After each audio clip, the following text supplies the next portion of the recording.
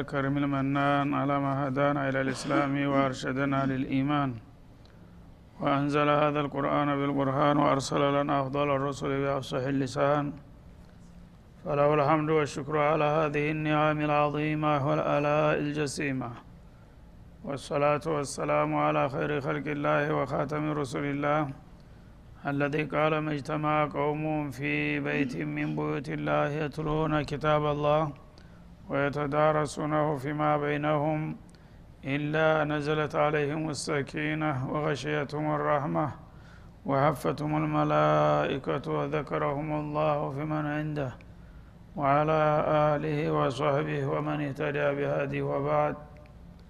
فقد وقفنا في درس أمس عند قوله جل وعلا من سورة هود وقال اركبوا فيها بسم الله مجريها ومرساها إن ربي لغفور رحيم. الآية 41 فلنبدأ من هنا. أعوذ بالله من الشيطان الرجيم. وقال اركبوا فيها بسم الله مجريها ومرساها إن ربي لغفور رحيم. وهي تجري بهم في موج كالجبال ونادى نوح ابنه وكان في معزل يا بني اركب معنا ولا تكن مع الكافرين. قال سآوي إلى جبل يعصمني من الماء قال لا عاصم اليوم من أمر الله إلا من رحم وحال بينهما الموج فكان من المغرقين. وقيل يا أرض ابلعي ماءك ويا سماء أقلعي وغيض الماء وقضي الأمر واستوت على الجودي وقيل بعدا للقوم الظالمين. ونادى نوح ربه فقال رب إن ابني من أهلي وإن وعدك الحق وأنت أحكم الحاكمين. قال يا نوح إنه ليس من أهلك إنه عمل غير صالح فلا تسألني ما ليس لك به علم إني أعظك أن تكون من الجاهلين. قال رب إني أعوذ بك أن أسألك ما ليس لي به علم وإلا تغفر لي وترحمني أكن من الخاسرين. قيل يا نوح اهبط بسلام منا وبركات عليك وعلى ممن معك وأمم سنمتعهم ثم يمسهم منا عذاب أليم. تلك من أنباء الغيب نوحيها إليك ما كنت تعلمها أنت ولا قومك من قبل هذا فاصبر إن العاقبة للمتقين. وإلى عاد أخاهم هودا قال يا قوم اعبدوا الله ما لكم من إله غيره إن أنتم إلا مفترون يا قوم لا أسألكم عليه أجرا إن أجري إلا على الذي فطرني أفلا تعقلون ويا قوم استغفروا ربكم ثم توبوا إليه يرسل السماء عليكم مدرارا ويزدكم قوة إلى قوتكم ولا تتولوا مجرمين قالوا يا هود ما جئتنا ببينة وما نحن بتاركي آلهتنا عن قولك وما نحن لك بمؤمنين إن نقول إلا اعتراك بعض آلهتنا بسوء قال إني أشهد الله واشهدوا أني بريء مما تشركون من دونه فكيدوني جميعا ثم لا تنظرون إني توكلت على الله ربي وربكم ما من دابة إلا هو آخذ بناصيتها إن ربي على صراط مستقيم فإن تولوا فقد أبلغتكم ما أرسلت به إليكم ويستخلف ربي قوما غيركم ولا تضرونه شيئا إن ربي على كل شيء حفيظ ولما جاء أمرنا نجينا هودا والذين آمنوا معه برحمة منا ولما جاء أمرنا نجينا هودا والذين آمنوا معه برحمة منا ونجيناهم من عذاب غليظ وتلك عاد جحدوا بآيات ربهم وعصوا رسله واتبعوا أمر كل جبار عنيد وأتبعوا في هذه الدنيا لعنة ويوم القيامة ألا إن عادا كفروا ربهم ألا بعدا لعاد قوم هود أعوذ بالله السميع العليم من الشيطان الرجيم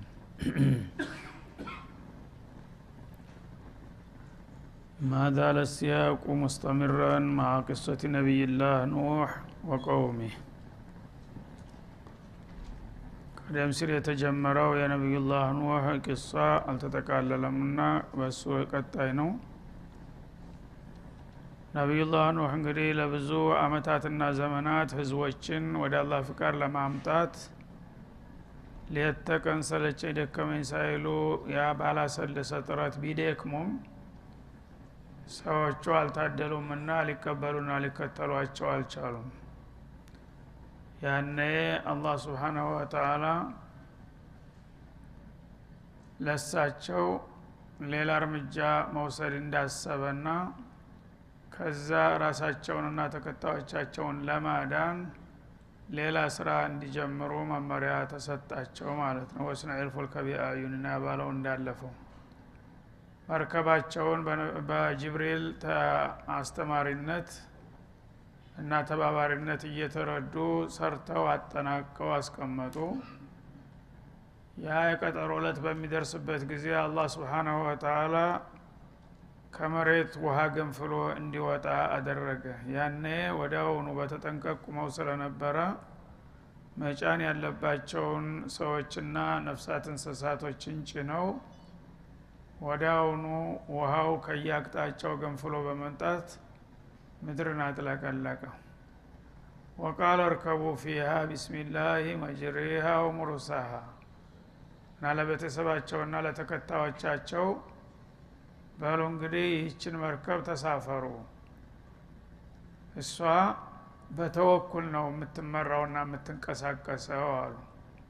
በአላህ ስም ነው እንቅስቃሴዋ፣ ያው ሹፌሯ የአላህ ስም ነው ማለት ነው። ቢስሚላህ ስትባል ወደ ፈለገው ቦታ ትሄዳለች። ለመቆም ሲፈለግ ደግሞ ቢስሚላህ ከተባለች ማሁን ትቆማለች ማለት ነው። በቀጥታ ቢኢናየቲላህ የምትመራ ናት ማለት ነው። ማርሿ እስመል ጀላላ ነው። ቢስሚላህ ስትፈልግ ቢስሚላህ ትላለህ፣ ትሄዳለች ወደ ፈለገችው። መቆም ሲፈለግ ቢስሚላህ አውቶማቲክ መካ በቀጥታ ያለ ምንም ችግር ማለት ነው። አሁን ገለበጣለሁ ምናምን የሚል ነገር እንዳይኖር ነው ይሄንን የሚሰጣቸው አላህ Subhanahu Wa Ta'ala። እና ቢስሚላህ ጀርዩሃ ወሩሱሃ እንደማለት ነው። ይሄ መስደር የሚይ ሆኖ ነው ሩሱሃ ወመጅራሃ የሚለው። እና እንቅስቃሴዋን በአላህ ስም ነው። መቆም ሲያስፈልግ የምትቆመው በአላህ ስም ነው። እና ሙሉ በሙሉ በጌታችሁ ተወክላችሁ ተሳፈሩ ብለው መመሪያ ሰጡ ማለት ነው። እና እዚህ ከርካሳ እንጨት ተቀጣጥሎ ይሄ ዓለምን ሁሉ ያለበሰ ውሃ ይሄና ምን እንዴት እዚህ ውስጥ እንገባለን፣ አንድ ማዕበል መጥቶ በላዋ ላይ ቢወጣባት ብለው እንዳይሰጉ ይሄ ለሰበብ ያህል ነው ማለታቸው ነው። አላህ አንድ ባሪያውን ስራ ያለውን ነገር መስራት አለበት ለሰበብ። ከዛ በኋላ ግን አላህ ተባረከው ያ ነገር በተአምር ያው ውጤት ይሰጣል ማለት ነው። አላህ ፍቃድ ካልተጨመረበት ደግሞ በሰው ጥንቃቄ የፈለገውን ያህል ቴክኖሎጂ መጠቀም ይባል ባለቤቱ ተተወው ወዳውኑ መውደሙ የማይቀር ነገር ነው ማለት ነው። ስለዚህ በአላህ ስም ነው እንቅስቃሴዋ። የኔ መርከብ በእኔ ሹፍርና ወይም ደግሞ በቴክኖሎጂ ሳይሆን ቀጥታ ጀላ እስሙላህ አዕظም ነው የሚነዳት ማለት ነው። ወሙርሳሃ የምትረጋውም ደግሞ መቆሚያዋ ሲደርስ የሚያቆማት እሱ ነው። ኢነ ረቢ ለገፉር ረሂም፣ የኔ ጌታ ምህረተ ሰፊና ሩህሩህ የሆነ ጌታ ነውና ለእኛ ለደካሞቹ ምንም የሚያሰጋን ነገር የለም፣ ሙሉ እንክብካቤ እንደሚያደርግልን ነግሮኛል በማለት ሰዎቹ በመርከቡ እንዲሳፈሩ ጋበዟቸው ማለት ነው። እነሱም ያው በሙሉ ተወኩል እሺ ብለው ገቡ። እንኳን ሰዎቹ ቀርቶ እንስሳትና የዱር አራዊትም ሳይቀር ይህንን መለኮታዊ ጥሪ ተቀብለው በተወኩል ተሳፈሩ ማለት ነው። ወሄ ተጅሪ ቢህም፣ ያኔ ይህች መርከብ ልክ ተሳፋሪዎቿን አሳፍራ እንዳበቃች አካባቢው ሙሉ በሙሉ ውሃ ሲጥለቀለቅ ባዶ ምድር በዳ ላይ የነበረችው ውሃው ራሱ አነሳትና ማንጓለል ጀመረ ማለት ነው። ተጅሪ ቢህም፣ ከዛ መናጠጥ ጀመረች። ያው አንድ በኩል ኃይለኛ ማውጅ በሚመጣበት ጊዜ ማዕበሉ እሱ ሲነካት ወደ አንድ ቦታ ትፏልላለች፣ ከወዳ ደግሞ ሌላው ማውጅ ሲመታት እንደዛው። ግን የመገልበጥ አዝማሚያ አታሳይም። ልክ ትነጥራለች፣ ታንዱ ማዕበል ወደ ሌላው ማዕበል እየተሸጋገረ ትጫወት ጀመር ማለት ነው። ፊ መውጅን ከልጅባል፣ እና ዙሪያዋን የከበባትና የሚቀባበላት ማዕበሉ እንደ ጋራ ነበረ። ጋራ ተራራ የመሰለ ማዕበል በየቦታው ይመጣል። አንዱ ጋራ መስሎ በሚመጣበት ጊዜ በቃ አለቀልን ብለው ሲሰጉ በቁድረቲላህ ወደ ሌላው ትሻገርና ታመልጣለች። ተዛ ደግሞ ወደ ሌላው እየተሻገረች በቀጥታ እሷ እየተጫወተች ምንም ችግር ሳይደርስ ቀጠለች ስራዋን ማለት ነው። ያኔ ይሄ እንግዲህ መርከቧ በማዕበል መንቀሳቀስ ሲጀመር ሜዳማው ቦታ በውሃ ለብሷል፣ ግን ተራራማው ቦታ ገና አልሰጠመም ነበረ። በዛ ሁኔታ ላይ ያሉ ዘወር ብለው ሲያዩ አንድ ልጃቸው ተገንጥሎ ቀርቷል ማለት ነው። 4 ወንድ ልጆች ነበሯቸው ሚስታቸው ጋር እና 3ቱ ሷሊሆች ናቸው፣ ተሳፍረዋል ከሳቸው ጋር እስከ ሚስቶቻቸው። አንደኛው ጎረምሳ አፈንግጦ ቀርቶ ነበር። ዘወር ሲሉ ባሻጋሪ አንድ የኮረብታ ላይ አዩት። ያኔ የወለደ አንጀት አይችልምና ወናዳ ኑሑን ኢብነህ ኑህ ልጃቸውን መጣራት ጀመሩ። ወካነ ፊ መዕዚሊን ማለት ፊ ቡዕድን ሚንሁ ተሳቸው ራቅ ባለ ቦታ ኮረብታ ላይ ቁሞ ሲታያቸው ያ ቡነየር ከማዓና ልጄ ሆይ እኛ ጋር ተሳፈር እንጂ ምን ነው ወደዛ ተፈንጥረህ ቀረህ በማለት ጠሩት ማለት ነው።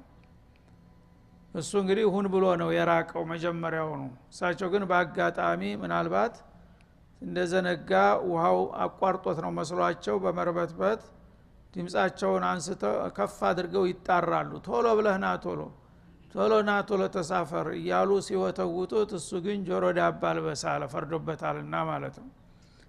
ና ቶሎ እንጂ ምን ነካ አረባክ ጊዜ የሚሰጥ ነገር አይደለም ፈጠን ብለህ ቶሎና እኛ ጋር ተቀላቀል ተሳፈር ይሉታል።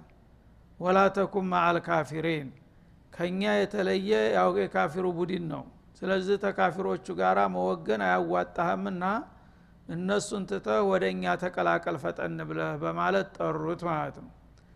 ያኔ ልቧ ያበጠ ጎረምሳ ነውና ምን አለ ሲሳለቅባቸው ቃለ ሰአዊ ኢላ ጀበል ያዕሲሙኒ ሚነል ማ እናንተ የቀጣጠልከውን እንጨት አምኜ እሱ ላይ አልወጣም።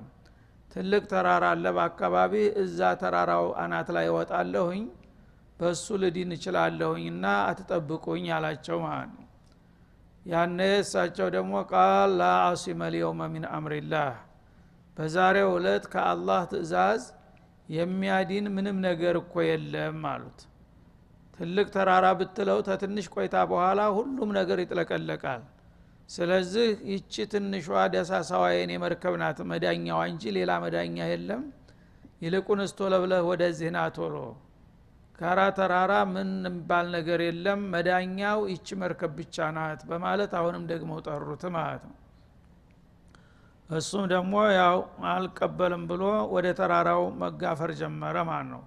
ውሃው ተታች እየገነፈለ እያደገ ይሄዳል። እሱ ደግሞ ወደ ተራራው ጫፍ ወጥቶ ይፍጨረጨራል ሊያመልጥ ማለት ነው። አረ ወደዛ መሄዱን ተውና ወደኛ ና ቶሎ ቢሉት አትጠብቁኝ አልመጣም ወደ እናንተ አላቸው። ለምን ሸቃኡ ዲለቢስነቱ መጀመሪያም ጠማማ ስለነበረ እሳቸው ወዳቸው አልጸናላቸው ብሎ እንጂ ሰውየው ጤናማ አልነበረም ማለት ነው። እና እነዛ ወንድሞቹ ወመጀመሪያውንም የአባታቸው ጋራ እስከ ቤተሰቦቻቸው ተጠቃለው ገብተዋል። እና ሳም እና ሃም ያፊት ይባላሉ ሙእሚኖቹ። ይሄ ጎረምሳ ግን ትቢተኛው ከነዓን ይባል ነበረ። እንደገና የእሱ ሳይበቃ ደግሞ የሚገርም አሮጊቷም ተጨመረች ማለት ነው። እና ዋዒላ ትባል ነበር ባለቤታቸው። እሷም ዘመዶቼ ካለቁ እኔ እንዴት ነው የምኖረው እነሱ ጋር ነው ብቀር ይሻለኛል አለች። ቀር እሺ ተፈልግሽ አሏት። ሁለቱ ሙናፊቆች አላህ ከቤታቸው መንጥሮ አወጣቸው ማለት ነው። እንግዲህ ሂዳያ በአላህ እጅ መሆኑ ይሄ ያረጋግጥልናል። ይሄንን የሚያህል ታላቅ ታጋይ ነብይ ቤተሰባቸውን እንኳን አጠቃለው ማሳመን አልቻሉም። በአላህ እጅ ነውና ሂዳያ ማለት ነው። እነከ ላ ተህዲ መን አህበብት። ከዛ የተረፉት እንግዲህ የአካባቢ ሰዎች የተወሰኑ ሰዎች አምነውላቸዋል። እነዛ ጋራ ተሳፈሩ። ልጁ ጋራ እንግዲህ ሰጣ ገባ እሳቸውን አቶሎ ወደኛ ተቀላቀል እሱ ወደ እናንተ አልመጣም ወደ ተራራው ወጣለሁኝ እያሉ በክርክር እንደተፋጠጡ ወሃለ በይነሁም አልመውጅ ይላል። ማዕበሉ በመካከል ጣልቃ ገባና የራሱን ውሳኔ ሰጠ ማለት ነው። ጸጥ ወዳውኑ ላጥ አርጎ አስገባው። ፈካነ ሚነል ሙግረቂን እና ይሄ ልጅ በዛ በውሃው ከተሰጠሙት አንዱ ሆኖ አረፈ ማለት ነው። ያኔ እሳቸው በጣም ደነገጡ አዘኑ። አይናቸው እያየ ልጃቸውን ማዕበል ነጥቆ ወስዶ ሲያቀላቅለው ሲያይ በጣም አዘኑና ጌታቸውን ሊጠይቁ ነው። እና ሰዎች ብዙ ጊዜ ያው አመለካከታቸው ጠባብ ነው። እንደገና ስሜታዊ ናቸው። በደስታም በመከራም በቀላሉ ስሜታቸው ይነካል። ያኔ ዱዓ ያረጋሉ። ግን ዱዓቸውንም አላህ ቢሂክመቲሂ መነሻና መድረሻውን ስለሚያቀው ዱዓውን መመለስ ሲጠበቅ የማይቀበልበት ጊዜ አለ። ሚን አቅረቢል ሙቀረቢን በጣም ቅርብ ከሆነው ሰው እንኳን ሳይቀር ማለት ነው። ይሄ ታላቅ ነብይ ናቸው። እንኳን ለቤተሰባቸው ለማንም ለሀገሩ ዱዓ ቢያደርጉ ይበቃሉ የሚባሉ ነበሩ። ግን አላህ ወዳጆቹ ዱዓ ስላደረጉ ብቻ አይቀበልም ብዙ ነገር ማለት ነው። ዱዓ የሚደረግለት ክፍል ለዱዓው ለመቀበል ፍቃደኛ ሲሆን ነው የሚቀበለው። ስለዚህ አንተ ትልቅ ሰው ነው ብለህ 10 ጊዜ ዱዓ አድርግልኝ ብትለው አንተ ሸቀይ ከሆንክ ተንኮለኛ ከሆንክ አላህን ማሸወድ አይቻልም። ይሄ ሰውዬ ዲድ አላህ ዲድ ረሱልህ እስከሆነ ድረስ ያኛው የዋህ ሰውዬ ልጄ ነው ወዳጄ ነው ኸዳሚ ነው ብሎ ቢዱዓ ቢያደርግ ደባውን ያቃልና አላህ ለሱማ አልቀበልህም ፈላ ተስአልኒ መጀመሪያውንም ተናግሯል ማለት ነው። ወላ ተኻጢቢነ ፊ الذين ظلموا انهم مغرقون ግፈኞች የሆኑትን ሰዎች አንተ አታቅምና እባክህ አጨክንባቸው ብለህ ልትገላግል እንዲያትሞክር ካሁን በኋላ خلاص እኔ ራሴን ውሳኔ ሰጣለሁኝ ብሎ ነበርና ከዛ ውሳኔ ከሚሰጣቸው ክፍሎች የገዛ ልጃቸውና ሚስታቸው ሆነው ተገኙ ማለት ነው። እነሱ እንግዲህ ነብዩ አያውቁም። እነዚህ ሰዎች እስከዛሬ በኒፋቅ እነሱ ጋራ ሲሰግዱ ሲጦሙ ሙስሊም ነን ብለው ገንበስ ቀና ሲሉ የቆዩ ሰዎች ናቸው። እና ፊትና ሲመጣ ነው የሰው ማንነት የሚጋለጠው። በሰላም ጊዜ ሁሉም ሰው ሰላም ነው።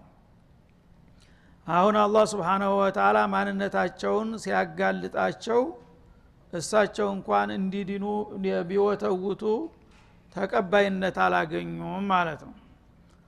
ወቂለ ያ አርዱ በላዒ ማአኪ ያነ እንግዲህ አላህ Subhanahu Wa Ta'ala በዛ ማዕበል በምድር ላይ ያሉ የሰው ዘሮችን እንስሳትም ነፍሳትም ሳይቀር ሁሉንም ነገር ጠራርጎ ታጠፋ በኋላ ስራውን ሲጨርስ ለመሬት ትእዛዝ ተሰጣት ይላል። ያ አርዱ በላዒ ማአኪ ውሃው ከሁለት አቅጣጫ ነበረ ፍሎ የመጣና ያጥለቀለቀው። አንደኛ ለ40 ቀናት ያላቋረጠ ዶፍ ዝናብ ነበር የወረደው ማለት ነው። እንደገና በመሬት ከርስ ውስጥ ያለ ውሃ ገንፍሎ ወጣ። ሁለቱ ፈልተቀልማው አላ አምሪን ቀዲ ቁድር ይላል ሱረቱል ቀመር ላይ። ከታች የሚገነፍለውና ከላይ የሚወርደው ተገናኝና በአንድ ጊዜ ምድር አንድ ወጥ ባህር ዩቃኑስና ቁጭ አለች ማለት ነው።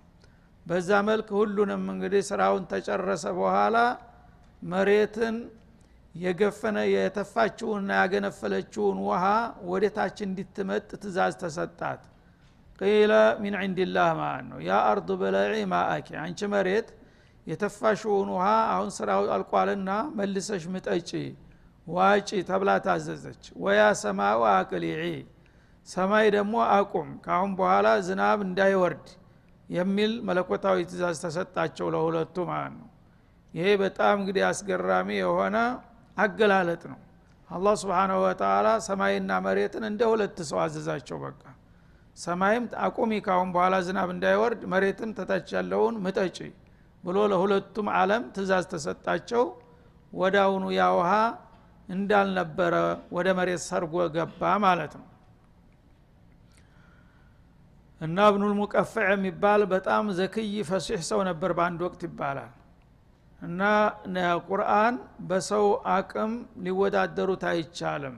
ቁል ኢነ اجتمعت الانس والجن على ان يأتوا بمثل هذا القرآن لا يأتون بمثله የሚለውን አያትና ሌሎችንም መሰል አያቶች ሲሰማ እንዴት ይሄንን የመሰለ ቃል ማጠናገር አይቻልም እኔ እችላለሁኝ አለና ሊሞክር ተነሳ። በጣም ዘካ ያለው ሰው ልዩ ተሰጥኦ ያለው ሰው ቋንቋ ሰው ነበር።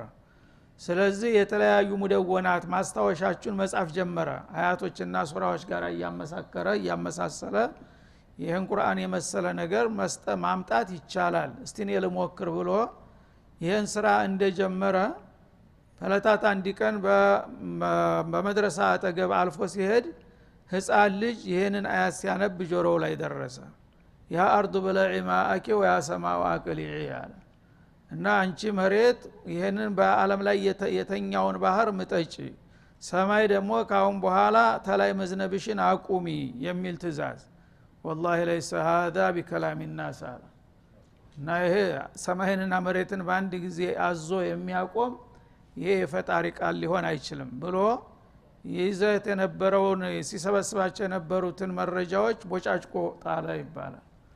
እና እንግዲህ ያው አዋቂ ሰው ጥሩ ነው በቀላሉ ይሄንን እንግዲህ ይሄ ቁርአን የአላህ ቃል ካልሆነ ምንድነው የአላህ ቃል ሊሆን የሚችለው? ማንም ፍጡር የፈለገው ኃያል ቢባል ሰማይን ማዘዝ የሚችል ማን ነው? ምድርን ማዘዝ የሚችል ማንም የለም። ስለዚህ እኔ እስካሁን እንዲህ አይነት አያት መኖሩን አላውቅም ነበረ። በዚህ ደረጃማ ከሆነ እንዳለው ነው፣ ማንም ተሐዲ ሊያረገው አይቻልም ብሎ እጅ ሰጠ ማለት ነው። ወያሰማው አቅሊዒ ወጊድ ወልማዕ ወዳውኑ በዚህ መለኮታዊ ትእዛዝ ሰማይና መሬትም እሺ ብለው በመቀበል መሬቱ በቅጽበት ወዳውኑ ያንን የተኛውን ባህር ዋጠውና ወዳውኑ ባዶ መሬት ወጣ። ተራራዎች ጫፍጫፋቸው እየታየ ቀስ በቀስ እየወረደ መጣና ሁሉም እንደነበረ ተመለሰ ማለት ነው።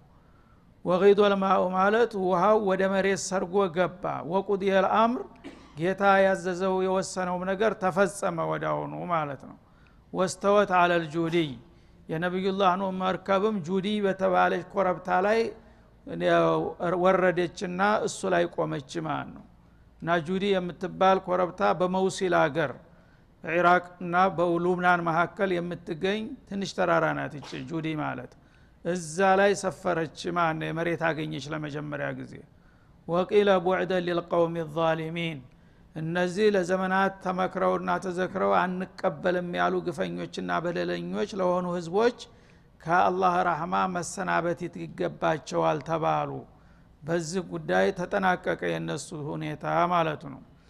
እና አላህ እንግዲህ Subhanahu Wa Ta'ala ተፈለገ ወሊላሂ ጁኑዱ ሰማዋት ወልአርድ እንዳለው ሁሉ ነገር የራሱ ሰራዊት ነው። መሬትን ማዘዝ ይቻላል፣ ሰማይን ማዘዝ ይቻላል፣ ፀሐይን ማዘዝ ይቻላል፣ ንፋስን ማዘዝ ይቻላል። ሁሉ ነገር እሱ ታዘዘው ወደ ኋላ የሚባል ነገር እንደሌለ በተግባር ያረጋገጠበት አጋጣሚ ነበር ማለት ነው። هذا وصلى الله وسلم على النبي وعلى اله